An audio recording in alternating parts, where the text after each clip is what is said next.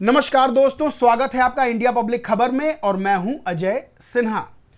दोस्तों, जब से लोकसभा चुनाव बीते हैं और जब से भारतीय जनता पार्टी 240 सीटों पर सिमटी है और कांग्रेस 99 सीटों पर आई है, तभी से राहुल गांधी में एक गजब का उत्साह देखने को मिल रहा है। ऐसा कोई मौका नहीं है जब राहुल गांधी बीजेपी को ना घेरे, केंद्र सरकार को ना घेरे, मोदी सरकार को ना घेरे। और अब जब राहुल गांधी अमेरिका गए तो उनका अमेरिका दौरा भी खासा चर्चा में रहा, लेकिन अब वो अमेरिका से आ चुके हैं और अमेरिका से आने के बाद हरियाणा और जम्मू कश्मीर में चूंकि विधानसभा चुनाव हैं, इसको लेकर हरियाणा और जम्मू कश्मीर का दौरा भी कर रहे हैं, कांग्रेस के पक्ष में वोटों की अपील कर रहे हैं। लेकिन इस बीच राहुल गांधी ने एक परिवार से मुलाकात की और उस परिवार से मुलाकात करने के बाद खासी चर्चा हुई उस मुलाकात की, उस परिवार की और जो परिवार की परेशानियां थीं। वैसे तो राहुल गांधी का अमेरिका दौरा भी काफी चर्चा में रहा, लेकिन अमेरिका दौरे के दौरान राहुल गांधी ने एक युवक से मुलाकात की, एक लड़के से मुलाकात की और उसकी जो दर्द था, उसका जो दर्द था, जो तकलीफ थी, उसको राहुल गांधी ने सुना और तुरंत हरियाणा आकर उसके परिवार से मुलाकात की।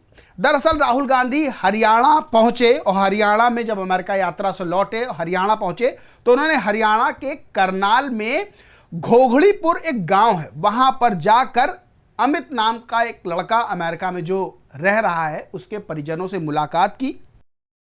अमित सड़क हादसे में घायल हो गया था, उसकी राहुल गांधी ने तकलीफ सुनी और परिजनों से मुलाकात की और उसकी मुलाकात को लेकर, परिजनों से मुलाकात को लेकर एक ट्वीट किया। ट्वीट में क्या लिखा और ट्वीट में एक जानकारी भी सामने आई जो साझा करूंगा।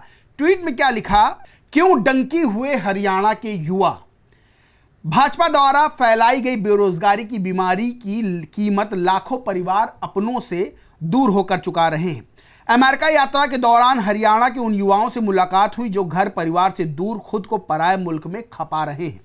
भारत लौटने पर जब उनके परिवार से मिला तो उनकी आंखों में आंखें दर्द से छलक उठी।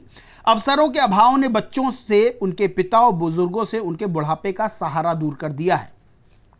10 वर्षों में भाजपा ने हरियाणा समेत देश भर के युवाओं से रोजगार के अवसर छीनकर उनके साथ घनघोर अन्याय किया है। टूटे भरोसे और हारे मन से मजबूर होकर युवा यातनाओं की यात्रा कर रहे हैं। डाल से बिछड़े इन प्रवासी पंछियों को अगर अपने देश में अपनों के बीच बस जीविका कमाने का मौका भी मिले तो ये अपना वतन कभी नहीं छोड़ेंगे।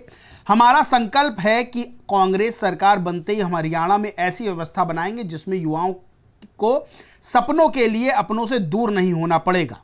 दरअसल दोस्तों, इसमें जो जिक्र इन्होंने किया कि क्यों डंकी हुए हरियाणा के युवा, तो डंकी यहां पर जो स्पेलिंग है DUNKI, डंकी एक अवैध यात्रा मार्ग है। यानी जिस तरह से अवैध यात्रा की जाती है, बहुत से युवा जो है हरियाणा के, पंजाब के अवैध यात्रा जो है कर अमेरिका जाते तो उसको डंकी बोलते हैं, डंकी यात्रा बोलते हैं।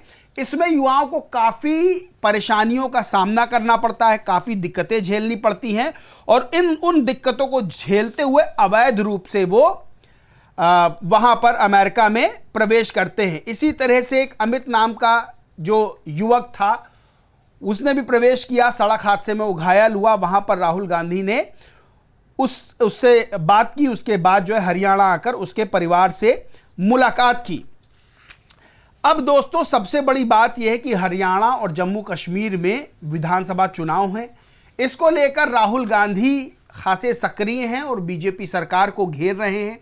हरियाणा में बीजेपी की सरकार है, उसको हटाने के लिए, उसको हराने के लिए राहुल गांधी इस वक्त जो है हरियाणा भी गए और जम्मू कश्मीर भी गए। जम्मू कश्मीर में भी चूंकि चुनाव है, राहुल गांधी जम्मू कश्मीर भी गए, वहां पर उन्होंने जनसभा को संबोधित किया, जम्मू कश्मीर के लोगों से बात की और वहीं राहुल गांधी ने जम्मू कश्मीर के लोगों से बात करते हुए फोटो वीडियो पोस्ट किया। उसमें जो है उन्होंने ट्वीट किया और लिखा, जम्मू कश्मीर का राज्यत्व खत्म कर भाजपा सरकार ने प्रदेशवासियों को जिन मौलिक सुविधाओं से विहीन किया है, इंडिया उन्हें वापस दिलाने जा रहा है, यानी इंडिया गठबंधन। सभी को सस्ती सुचारू स्वास्थ्य सुविधाओं के लिए राजस्थान की चिरंजीवी योजना के तर्ज पर 25 लाख का स्वास्थ्य बीमा, हर जिले में सुपर स्पेशलिटी अस्पताल, प्रत्येक तहसील में मोबाइल क्लिनिक की स्थापना जैसे तमाम दावे राहुल गांधी ने जम्मू कश्मीर के लोगों से किए।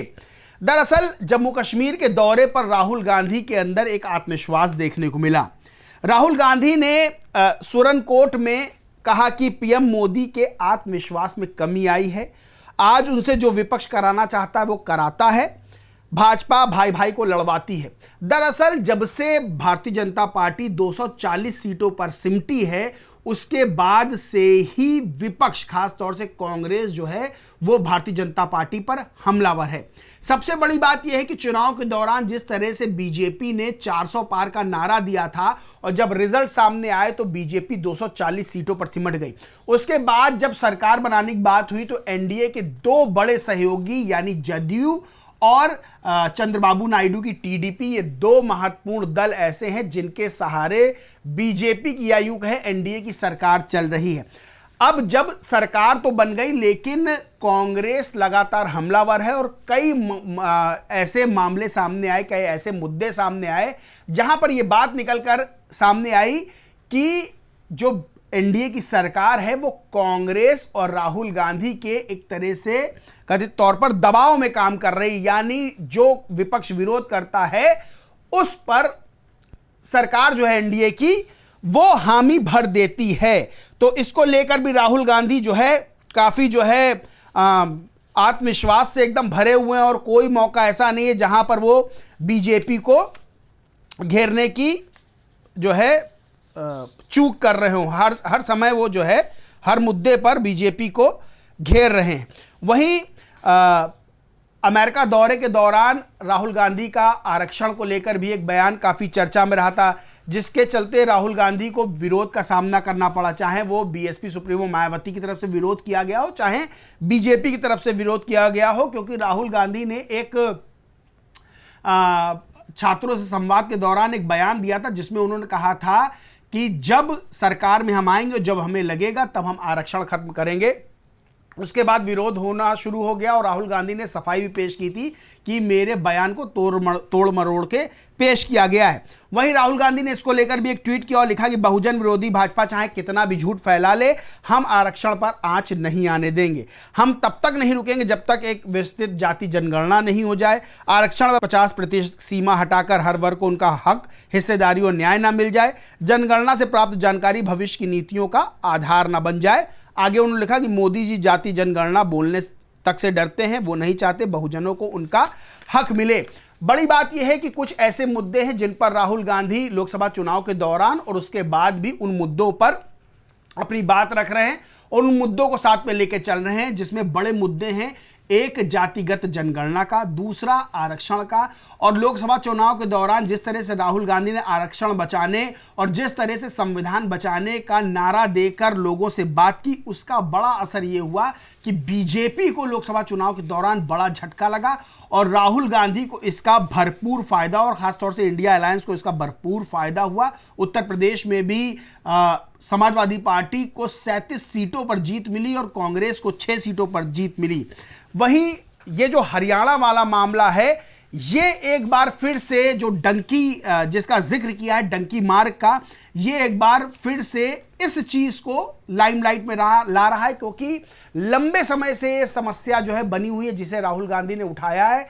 लंबे समय से पहले पंजाब और हरियाणा के भी युवा जो है डंकी मार्ग यानी वो मार्ग जो अवैध रूप से दूसरे देशों में प्रवेश कराता है, खासतौर से लैटिन अमेरिका, अमेरिका, कनाडा जैसे देशों में, जहां पर जो भारतीय युवा हैं वो अच्छी जिंदगी की चाह में, ज्यादा पैसा कमाने की चाह में अवैध रूप से प्रवेश करते हैं। उसमें लंबी यातनाएं झेलनी पड़ती हैं, कुछ तो उन यातनाओं का शिकार हो जाते हैं और कुछ ऐसे होते हैं जो यातनाओं को सहते हुए उन देशों में प्रवेश कर जाते हैं। उन्हीं में से एक अमित जो है जिसका जो हादसे का शिकार हुआ उसने राहुल गांधी से मुलाकात की और राहुल गांधी ने मुलाकात करने के बाद उसके परिवार से आकर हरियाणा में मुलाकात की, जिसका वीडियो शेयर किया और मैंने बताया कि राहुल गांधी ने अपने ट्वीट में क्या लिखा। तो हरियाणा और जम्मू कश्मीर में चुनाव उसको लेकर राहुल गांधी खासे सक्रिय हैं, बीजेपी पर निशाना साध रहे हैं और कई ऐसे मुद्दे हैं जो शायद लाइमलाइट में नहीं आ पाते हैं, मीडिया की चर्चा में नहीं आ पाते हैं। मुद्दे गंभीर हैं, बेरोजगारी से जुड़े हैं, महंगाई जुड़े हैं, उसको लेकर राहुल गांधी मुलाकात कर रहे हैं और बीजेपी पर तो निशाना साध ही रहे हैं, साथ ही हरियाणा और जम्मू कश्मीर में किस तरह से सरकार कांग्रेस की बनाई जा सके इसको लेकर भी राहुल गांधी खासी कोशिशें कर रहे हैं। बाकी दोस्तों इस पूरे मामले पर आपका क्या कहना है, क्या मानना है, कमेंट करके जरूर बताएं। वीडियो अच्छा लगा हो तो लाइक करें, शेयर करें और चैनल को सब्सक्राइब नहीं किया तो सब्सक्राइब करके बेल आइकन जरूर दबा लें। धन्यवाद।